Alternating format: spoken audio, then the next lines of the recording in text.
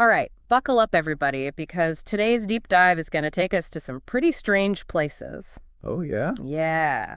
UFOs, ancient myths, occult practices. Sounds like fun. It does, doesn't it? And our guidebook for this trip through the weird is Kenneth Grant's Outer Gateways. A book that definitely pushes the You boundaries. could say that again? I mean, Grant tries to connect things most people wouldn't even think about putting together. He did. He was really exploring the outer edges of magical consciousness. Yeah.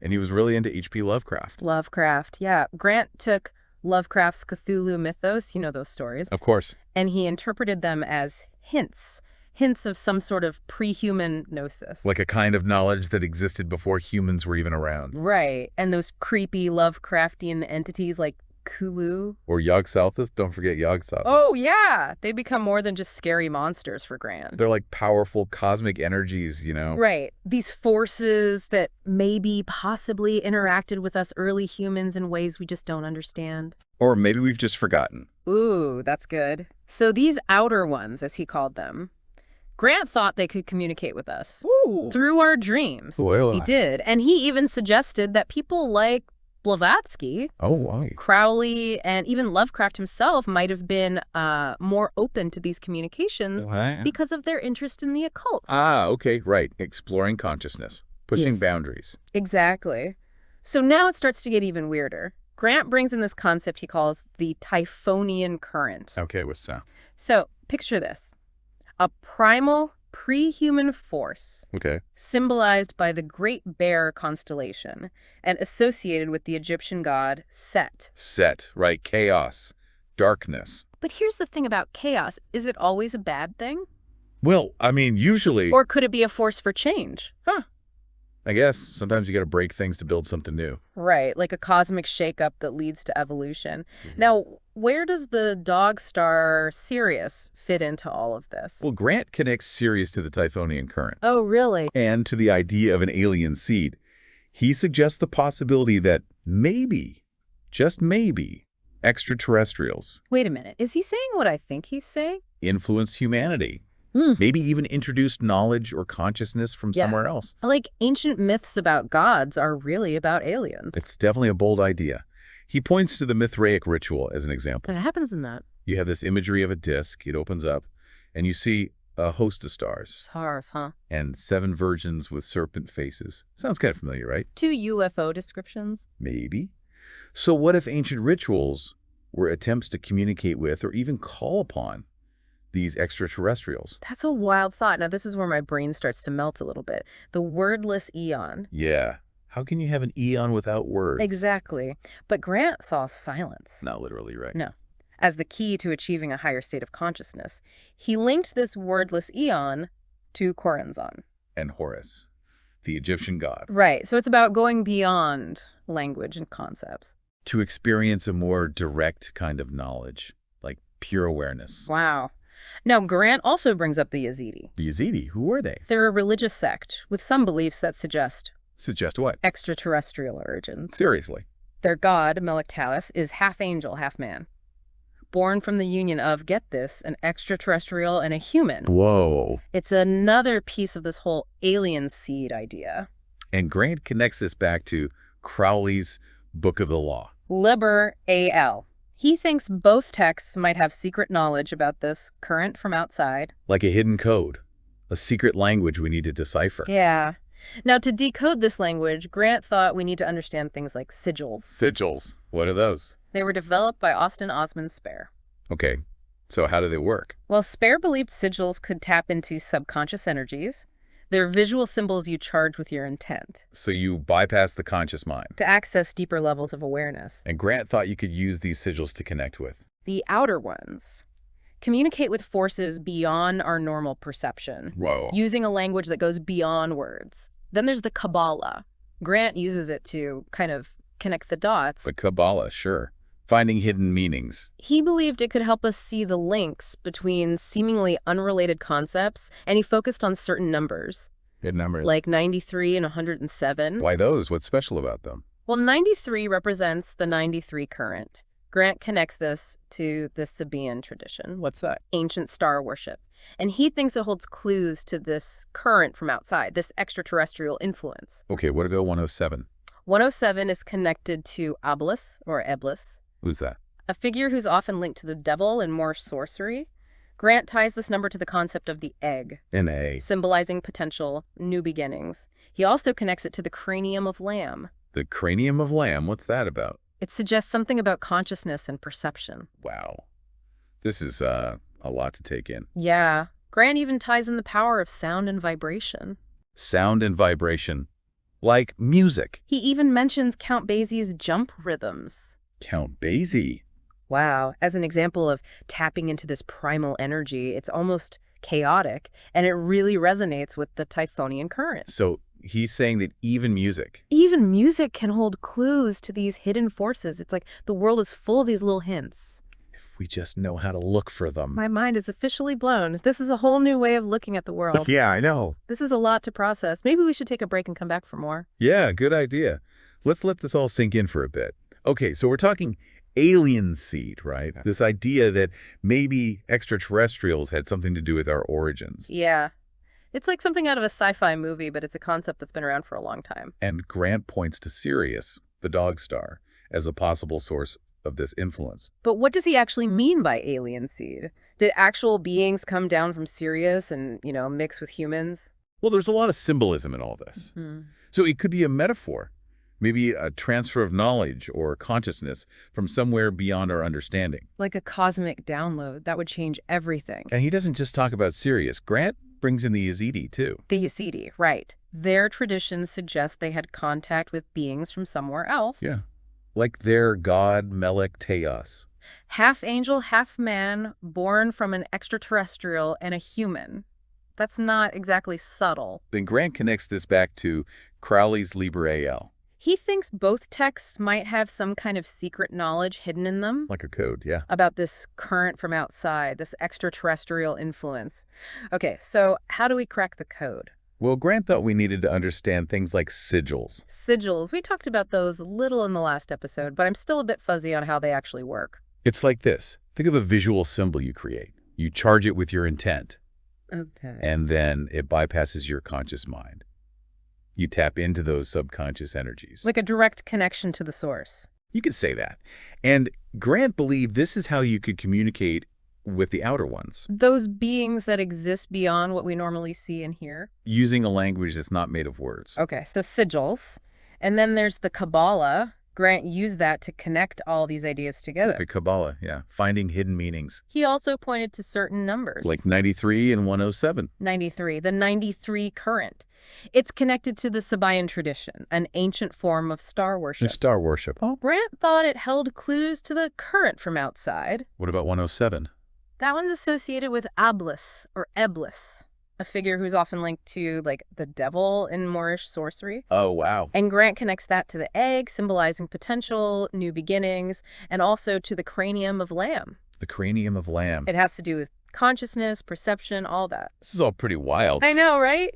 Grant even brings in music. Music. How? He mentions Count Basie. No way, Count Basie. Yeah, specifically his jump rhythms. As an example of tapping into this primal energy, it's almost chaotic, like the Typhonian current. So even music can be a clue to these hidden forces. He seems to think so. It's like there are messages all around us. Wow. And we just talked about the Yazidi, but there's another group Grant mentions, the Children of Isis. The Children of Isis. Who are they? That's the thing no one really knows. They're connected to the beetle and to, you guessed it, the UFO phenomenon. Okay, so we've got these mysterious Children of Isis, extraterrestrials maybe influencing humans, the Typhonian current, Set, chaos. And the dog star? Oh yeah, Sirius. Plus sigils, the Kabbalah. Dreams. Remember, Grant thought dreams were a way to communicate with these outer ones. He did. Yeah. And that people like Blavatsky and Crowley might have been getting messages that way. Because of their practices, their interests. It's almost like they were tuned in to a frequency most of us can't pick up. So how do you know if your dreams are just dreams? Or if there's something more? Good question. Grant said it's about paying attention to those repeating symbols. The themes that keep coming up. The feelings you get. Like if you keep having dreams about beetles, maybe that means something. Maybe. It's also important to compare notes with other people who are exploring the same things. So together you can build a better understanding of this hidden reality. Yeah, but you have to be careful. Careful about what? It's easy to see what you want to see, especially with something like this. That's true. I mean, this is all about things that are, well, pretty hard to prove. Grant always emphasized the importance of skepticism. Don't just believe everything you hear. Question everything. Exactly. Investigate, explore, draw your own conclusions based on the evidence. Which, honestly, is kind of hard to find with this stuff. You're telling me it's not about finding absolute answers, it's about the journey. A process of discovery. Yeah, pushing the limits of what we think is possible. Exactly. And that's what makes this so exciting, right? It's an invitation to go on an adventure into the unknown. This whole thing is making me look at the world in a whole new way. Me too. Okay, so we've covered a lot, but there's one big piece of Grant's work that we haven't talked about yet. What's that? The wisdom of Silba. Ah, yes. That's a whole other rabbit hole. I know.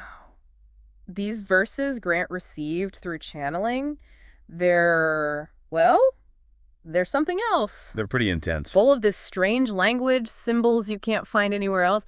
I mean, where do you even start with that? It's like a puzzle that no one has the solution to. And Grant said they're a guide to understanding and interacting with the outer ones, but it's hard to know what he even meant by that. It's tricky. But there are some key concepts in there that help, like the thumb of Bel, the Mulv zone, and the egg of lamb. I remember those. They all sound pretty out there. They do, don't they? Yeah. But they point to this reality beyond what we normally perceive. Like the thumb of Bel, what is that exactly? It seems to represent this primal force, this power that connects to the Typhonian current we were talking about. Okay. And what about the Mauve zone? That one always creeps me out a little. It's like this realm of consciousness. The boundaries between dimensions blur, and that's where you can connect with the outer ones. I don't know if I'd want to connect with them in a dark alley, let alone the Mauve zone. Yeah, Grant warned about the risks of going there, like getting lost in that reality, going mad. Sounds like a bad trip. But I guess if you can handle it, there's a lot to be gained. He thought it was necessary to go through that to transcend the limitations of your normal consciousness. So high risk, high reward. What about the egg of lamb? That one symbolizes potential, like the birth of something new. Fresh start. Yeah. Grant connected it to the idea of those ancient forces coming back into the world and to the children of Isis returning. It all ties together somehow. But the big question is, how do you apply the wisdom of Silba to your life? That's the tough part. Grant didn't give any straightforward answers. It's more like a set of challenges he's putting out there. So it's like your own personal quest. Right. The journey is what's important. Pushing yourself to see things in a new way. Questioning everything. And accepting the mystery. That's a lot to ask. I gotta admit, I'm still kind of intimidated by all this. I get it. It's not easy stuff. It takes courage, and a willingness to face the shadows both inside yourself and out in the world. But it seems like the payoff could be huge. It could be. It's all about self-discovery, transformation. I'm feeling a mix of, excitement and apprehension. That's probably a good sign. You're ready to step outside your comfort zone. Embrace the mystery. Okay, I think I'm ready for the next step. So much for keeping it light. This wisdom of La Silva, it's a lot. It is. But it really gets you thinking, It does, and it makes you wonder, what does all this mean for me, the listener, out there in the world? Right. It's easy to get lost in the theories and symbols. Well, what's the practical application? How does this stuff actually affect my life? Well, Grant wants us to push past those limits we put on reality. Those boxes we put ourselves in? Exactly. He wants us to see the connections between things that seem totally unrelated. Like he's giving us a new way to look at the world, A new perspective. Yeah, a new set of lenses. And once you put those lenses on, it's hard to go back. You see things differently. And that can be a little scary, right? Like stepping into this big unknown. It can be. Yeah. But it's also kind of exciting. An adventure. An adventure. And Grant's not handing us a map. He's just giving us clues. So it's up to us to explore. Exactly. Figure things out for ourselves. Maybe you start studying ancient myths or trying out those sigils we were talking about. Or maybe just start paying attention to those weird little coincidences, those synchronicities. Yeah, becoming more aware, more tuned in to those energies that are all around us. And maybe if we get really good at it, we can even tap into that collective unconscious. The shared knowledge and experience that connects everyone. And maybe even those outer ones are part of that too.